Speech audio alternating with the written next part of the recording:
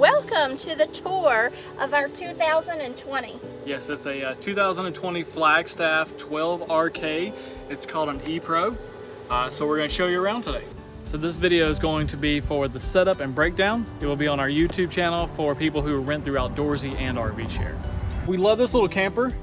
The amazing thing is it only weighs around 2,000 pounds, fully loaded with our 20 gallons of fresh water. Let's go over the front. We have this amazing bike rack, which we put both of our bikes on here, no problem. We also have the dual battery compartment, so plenty of hours on battery, and we have around 40 gallons of propane tank of propane. So 2 gallons in, or 2 tanks in here. This right here, this is the hitch system, which we will show you how to hook all of that up. It does come with the 7-prong system, which will plug into your car. It has the 2-inch ball, which you will need. All this will be included when you rent. The hitch and the sway bar system will all be included. As you can tell, we are actually pulling this great little RV with our Hyundai Santa Fe. It has no problem pulling it up and down our mountains of North Carolina. We're about to hook up the sway bars, so we're going to show you how to do that real quick. First, you extend the jack to the ground. We'll speed this process up.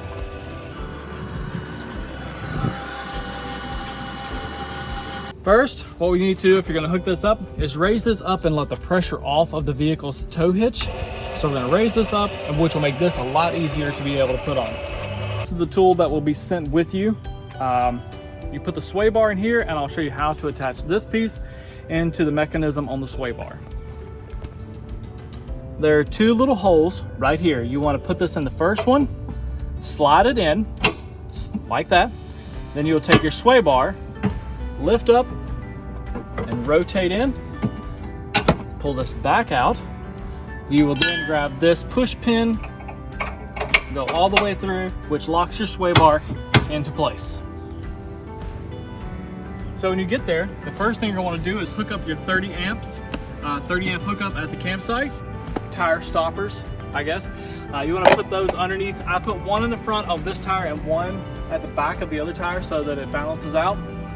Then what you want to come here and do is you'll want to unhook the sway bar from the trailer, and then you will lift this back up, unhook this piece as well, lift it all up, which will then get it off of your car so that you can move your car and continue getting ready at your campsite. All right, so once your wheel chocks are in place, this little item will be in the camper as well. You'll want to come back here and you'll insert this over here and start to rotate down. Okay, so once you are level and you have your jacks down, you're probably going to want to flip on the air conditioner, and I'm going to show you really quick how to do that. You can see that we're inside. Right now the unit is ready for rent, so we don't have bedding because we ask that you bring your own bedding. And then once you're inside the camper, here's the air conditioner right here. It does have a low heat. We usually turn ours on to high cool. You can see here that it's off, but the knobs also rotate. It does have a temperature control, so you can decide if you want it to be extra cool. And then also on the inside, since we're in here doing a tour, we do have a TV and also internal speakers. There's an AV controller over here that you can also plug into. There's lots of ports inside as well. And then we also have these cup holders that are installed right next to the bed. Just flip those down. So we have lots of questions about the lights. These lights inside, you have a push button. You're just going to push right here in the center and they're going to come on and off. These do run off of the batteries if you are not hooked up to 30 amp power. Also inside, when you rent the camper, you'll see that there's a box that includes all of the pieces that you need for easy hookup. You have your power cord, water hose, flashlights, and then also you'll find the grill is going to be inside and some tools. The Flagstaff E12RK is also equipped with an outdoor awning. So we're going to walk you through how to put the awning up, and then you just reverse the process when you're ready to take the awning down. So what you're going to do is take this little end, insert the correct way, and then you will just rotate until it comes out. So while Spencer is setting up the awning, I just wanted to jump in really quick and remind you guys that this awning is only meant to be left out when there is no wind. Wind will damage this awning. So if it is very windy, please put the awning back up. Right now, Spencer's walking you through the process of setting up the rest of the awning. So you'll see these little clips on each side of the camper. You'll want to line these up and then push this item back down. Leave this part up like this. Then we're going to come over here. This is the tricky part. You'll see that the awning pole is here. You're going to take your thumb or hand and pull. When it comes out, you will then rotate and do the same process that you just did. Insert, insert, and then you'll push down to lock it. You will push up until you get the desired height. Take your little tab and push towards the outer edge of the awning, and then repeat the cycle over here. Take this,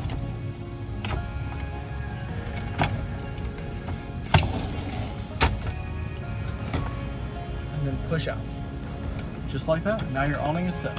If you have it set up, you'll then reinsert, and you'll make sure that the awning is tight.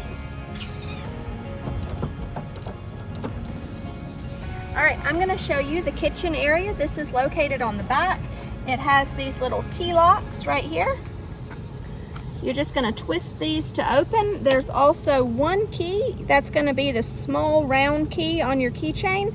It's a little bit of a tight lock, so you're gonna really push it in and open it, and then we're just gonna open the whole back half up. We just showed you that this camper has an amazing, nice, small awning, but this is a feature that we loved when we decided to go with something so small, is that the kitchen area also has a roof that you just pop up. So even if it's raining, you can stand out here and still prepare your meals. This is a very small and efficient kitchen. There is a tiny freezer on board right here. It stays nice and cool while you guys are going down the road. This unit can be running. It has an inverter, and what you'll need to do is just reach up here and flip the inverter switch on whenever you want to run the refrigerator without it being plugged into the power supply. It also is equipped with a microwave, which is very nice, but you do need to be hooked up to the 30 amp power for the microwave to work. There are also some plugs located in the kitchen area. We've got those, and then these plugs down here as well. For the kitchen area, there is a pump that you'll have to turn on in order to get water. So once that switch is flipped on, you can use these knobs just as you would in any camper, and just make sure that you always keep your pump off. There's also readouts that tell you what your battery level is, your fresh water, your gray water, and your black, which this camper does not have a black tank because you just have a sink and no toilet for this one. This little device will actually be in the back here in the kitchen area when you receive the rental, and this is actually for the griddle that you will be able to put up. So with the griddle, it is gas. You see the clip. Just rotate and make sure that it is in there. And what we like to do is actually put this closer to the door right here, and then we'll run our gas line from here to the griddle. We'll show you that next step. This is the griddle. It is included in every single rental. We'll show you how to put it on. You just want to slide it on there gently. Once you have it on, you will then take these little clips and slide those right into there. And the reason you do that is so that it will not slide off. We'll do both sides. Next, we'll get the gas line. So this is our gas line. You will take this end. You will then put this in the quick connect, which is right here. Make sure that it's connected well. You will take this quick connect in and run it to the back.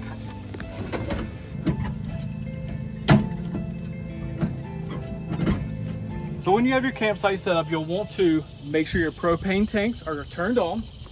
Back here is another safety valve, which you will then flip to the on position. And one more safety valve is back here at the back of the griddle, which you will then flip to the on position. You will take the front, just like any regular grill, take the front, let the gas cycle through, and then light.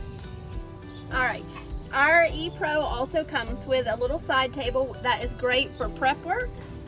It has the same band as the grill, and like Spencer said, we like to keep the grill a little bit closer to the door, and then the table, just same practice. It's just gonna slide right in, and there's a little leg underneath the table. You're just gonna wanna make sure that's extended, give it a pat, make sure it's on there really good and secure, and you're ready to cook.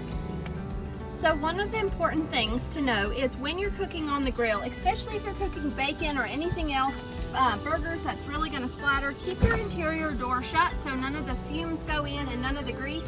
After you get done cooking, one of the things that we have seen that continuously happens with the grill being so close is sometimes you'll get some splatter back here. Make sure you use some paper towels and cleaner, and just go ahead and wipe down the exterior of the camper as soon as you're done cooking.